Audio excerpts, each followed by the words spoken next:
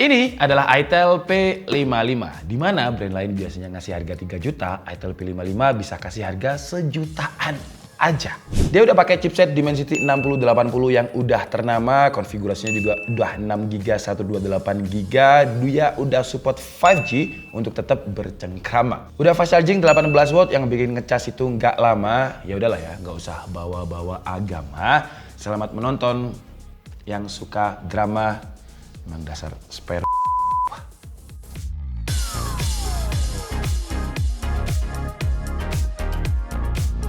Ya, jadi ini adalah itel P55 yang sekali lagi itel kalau ngeluarin barang itu selalu mengguncang pasar. Kemarin dulu mereka ngeluarin itel S23, terus ngeluarin itel S23 Plus yang menjadi HP curve termurah di pasar Indonesia.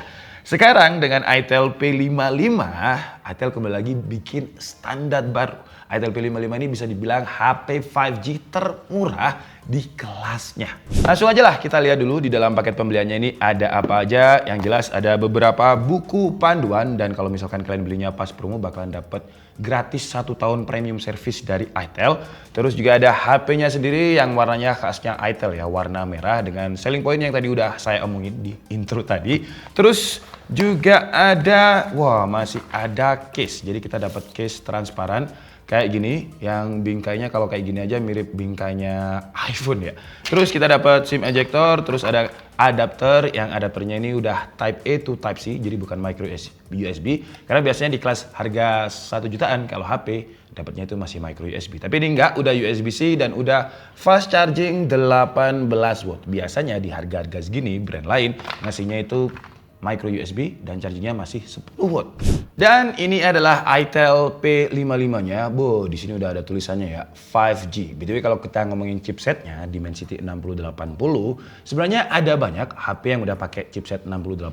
Saya kutip dari kimfofil.com. Kalau kita lihat listnya ada Redmi Note 13, ada Note 30 5G, ada Redmi Note 14 Pro Max, terus ada Tecno Pova 5 Pro, Realme X11 Pro. Dan kalau yang udah resmi di Indo, itu ada dari grupnya Transition Holding sendiri ya. Jadi ada Infinix Note 30 5G, ada Tecno Pova 5 Pro yang harga launchingnya itu di sekitar 3 jutaan. Nah, si itel P55 harga launchingnya aja di kisaran 1 jutaan. Lebih tepatnya harganya 1,599 dan kalau kalian belinya sekarang seperti di itel S23 dulu banyak banget bonusannya. Untuk link pembeliannya seperti biasa akan saya update di kolom deskripsi. Kalian tinggal klik aja.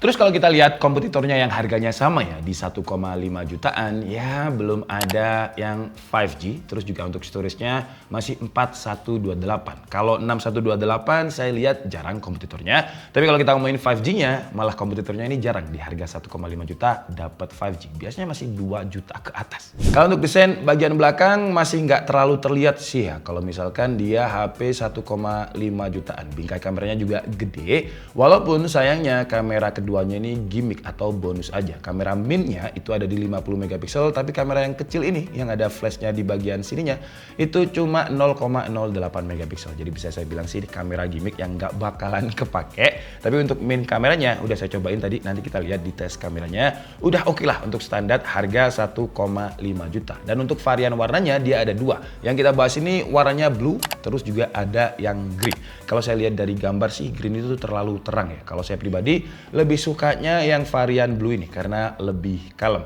Kalau untuk ketebalannya dia nggak terlalu tipis karena masih kepala 8 dengan 8,4 mm. Bobotnya 198 gram. Kalau untuk portnya di samping sini ada volume up and down, ada side mounted fingerprint. Di bagian bawah dia ada speaker, ada USB-C, ada mic, ada audio jack, dan di sebelah kiri ada SIM tray. Yang SIM tray-nya ini masih bisa digunakan untuk expanded storage. Jadi kalau ngerasa 128-nya kurang bisa ditambahin lagi, dan juga udah dual SIM. Oke, sambil kita nyalakan HP-nya, kalau kita lihat di sini desain bagian depannya ya itu ya masih kelihatan lah kalau ini adalah HP 1 jutaan dengan frame-nya ini kelihatan tebal banget di keempat sisinya ya. HP 1 jutaan biasanya kayak gini, dan ada water drop kamera selfie yang resolusinya 8 megapiksel yang ya masih water drop kayak gini, belum punch-hole. Jadi masih kelihatan banget kalau dia HP dengan harga 1 jutaan. Kalau untuk layarnya, sayangnya resolusinya ini belum Full HD ya. Jadi masih ada di 720x1612, aspek rasionya ini 20:9. Tapi kalau kita lihat YouTube, dia bisa di upscaling sampai 1440p. Yang secara kualitas sih masih oke lah di kelas harga 1 jutaan karena dia udah pakai panel IPS. Jadi kalau soal gambar tuh masih cukup jelas, jadi separasi antara gelap dan terangnya juga masih bagus, warna yang dihasilkan juga walaupun kurang hijau ya daun-daunnya ini, tapi masih terlihat natural lah, walaupun nggak bisa dibilang kayak yang bagus-bagus banget, tapi ya udah oke lah di kelas harganya. Tuh masih ada beberapa kontras rasio yang menurut saya kurang tajam antara gambar terang dan gambar gelapnya, jadi masih ada yang beberapa yang overexpose dan ini kelihatan mengganggu banget ya kalau misalkan kita pakai untuk full screen. Tapi untungnya untuk refresh rate dia udah kasih kita 90 Hz plus ada dynamic bar-nya. Walaupun dynamic bar-nya ini masih terbatas. Terbatasnya ini di beberapa fitur ini aja. Jadi dia kalau ngecas bakalan ada dynamic bar animasinya, terus low battery, face unlock dan background call. Kalau misalkan kita koneksikan dengan third party kayak di iPhone itu kan kalau misalkan kita pesan Grab bakalan muncul ya Grabnya berapa menit. Kalau misalkan kita buka map juga bakalan muncul tanda mapnya. Kalau ini enggak, ini belum bisa pakai pihak ketiga. Sekarang kita coba untuk audionya. Audionya ini apakah mono atau stereo? Kita coba volume segini. Audionya standar sih ya. Audionya mono di bawah aja. Dan kualitas suaranya kalau misal volume 100% dia agak gembret kayak gini.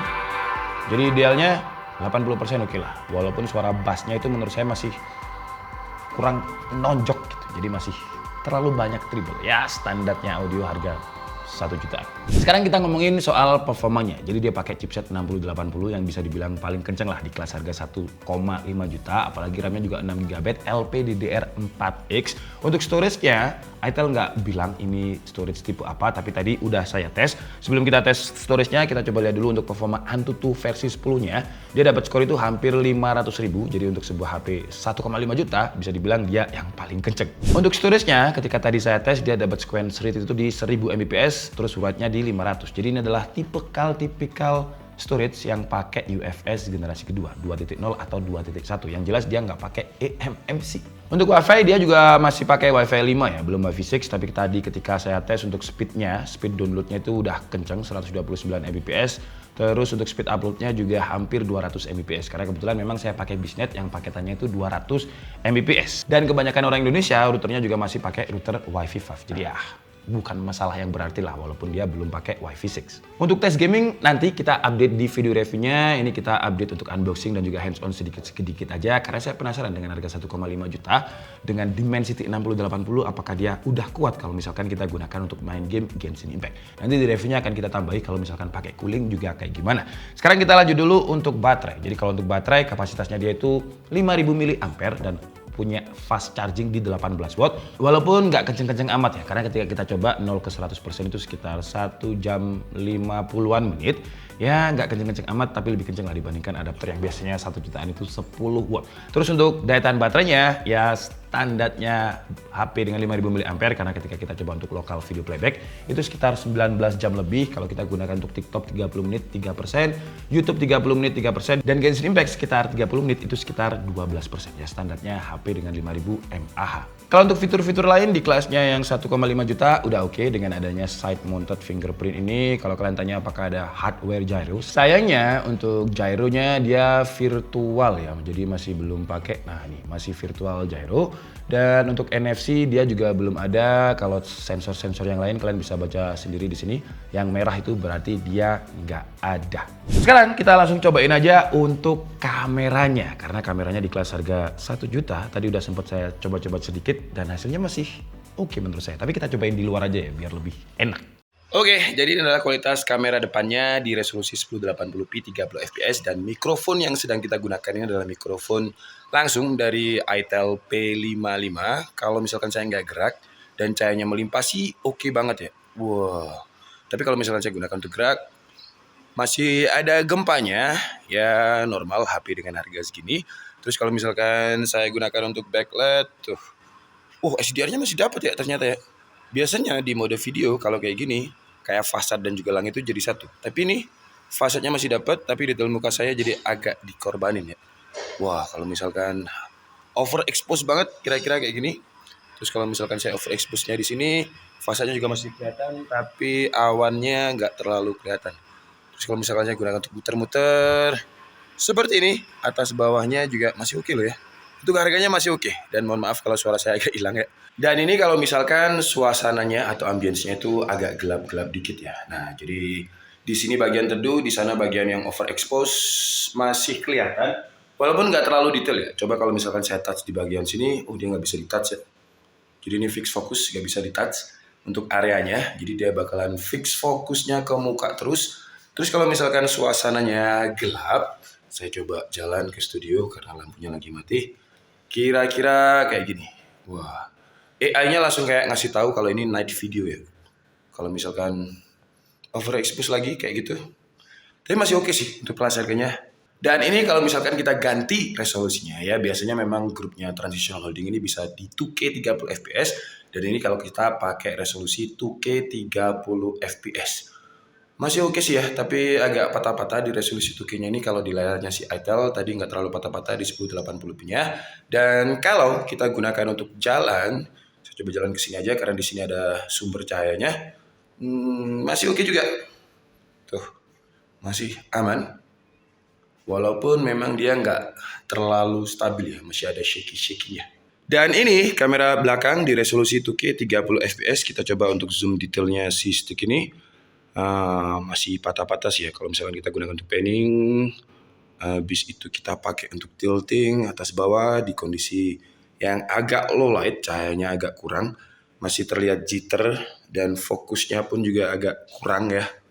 Tapi sekarang kita coba kalau misalkan di luar, apakah sama kayak gini juga. Oke, sekarang kita coba kalau di luar dengan cahaya yang sangat berlimpah karena ini jam 11 siang ya. Jadi memang lagi panas-panasnya. Kita coba untuk zoom objek daun ini. Sets. Daun fokusnya bagus. Kalau misalkan kita pindah, wah fokusnya juga cepet ya. Sekarang kita coba di tangan. Sets. Sets. Wah fokusnya juga kenceng. Dan kalau misalkan kita cari gambar yang overexpose, nah ini lebih baik sih ketimbang kamera depannya tadi ya. Jadi siluet bangunannya dapat, daunnya juga dapat.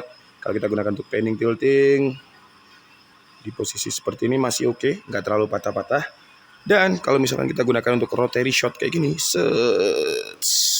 masih oke juga. Walaupun ya itu tadi untuk efek stabilisnya kurang, tapi untuk detail-detail masih dapat. Terus kestabilan exposure-nya juga masih oke ya. Karena biasanya kalau misalkan kayak gini, saya coba ya, kalau misalkan ini kita dari ruangan atau dari cahaya yang berlimpah, terus kita pindah ke cahaya yang agak kurang, biasanya akan, tuh ya, jadi overexposure-nya itu kayak kurang stabil, kurang tap gitu.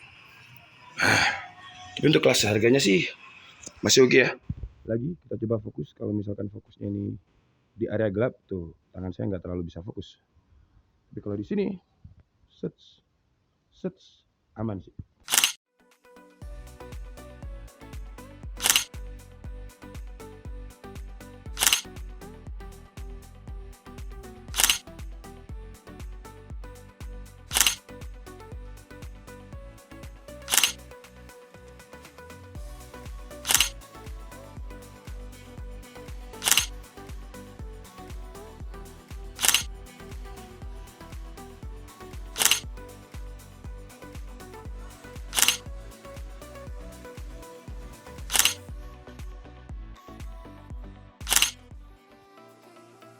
Kesimpulannya, untuk harga segini si itel P55 ini, kalau kalian carinya performa di harga 1,5 juta, sampai sejauh ini ya, yang kita tahu yang resmi masuk Indo masih itel P55 ini yang performanya paling kenceng dengan skor Antutunya hampir 500.000 di harga 1,5 juta. Apalagi konfigurasinya juga udah RAM 6GB LPDDR4X. Jadi ini RAM yang kenceng juga. Storage-nya juga 128, nggak pakai storage yang lelet, nggak pakai eMMC, dia udah pakai UFS. Jadi storage-nya pun juga kenceng di kelas harganya. Terus untuk konektivitasnya, Wi-Fi 5-nya tadi udah kita tes juga kenceng, ada 5G-nya juga. Dan kalau kalian ngerasa 128GB-nya ini kurang, masih bisa upgrade storage karena masih bisa kita expand lagi dengan micro SD. Untuk kamera di kelas harga 1,5 juta seperti yang kalian lihat tadi, tes-tesnya ya kalau dibilang yang terbaik enggak, tapi masih oke. Kalau untuk kekurangannya layar sih ya, layarnya kalau misalkan itel bisa kasih resolusi yang Full HD dengan 90Hz, menurut saya akan lebih worth it lagi. Terus kekurangan lain dia nggak ada NFC, padahal NFC ini menurut saya penting karena sekarang saya udah sering banget untuk jalan lewat tol. Dan biasanya kalau saya beli e-tol itu pakai NFC aja lebih enak gitu. Kalau nggak ada NFC kan jadinya harus parkir dulu ke Indomaret atau Alfa untuk isi ulang e-toll atau e-money. Tapi kalau ada NFC, setidaknya bakal lebih memudahkan. Terus untuk gyro buat yang suka main PUBG M dengan sensor gyro yang biasanya pakai sniper, sayangnya di sini nggak ada gyronya, masih pakai virtual. Tapi itu kelebihan dan juga kekurangan di first impresi saya aja sih ya. Nanti di reviewnya bakalan kita coba lihat apakah performanya ini ada yang di limit di harga 1,5 juta. Tapi sementara itu dulu untuk unboxing, first impresi dan juga hands on dari itel P55. Yang overall saya suka secara performanya sih ya. Kalau desainnya bagian depannya ini saya nggak terlalu suka karena kelihatan banget 1 jutanya. Kalau tampak belakang enggak sih. Tapi sementara oke lah dengan harga 1,5 juta. Saya Dika Setiabudi and see you on the next video. Bye bye.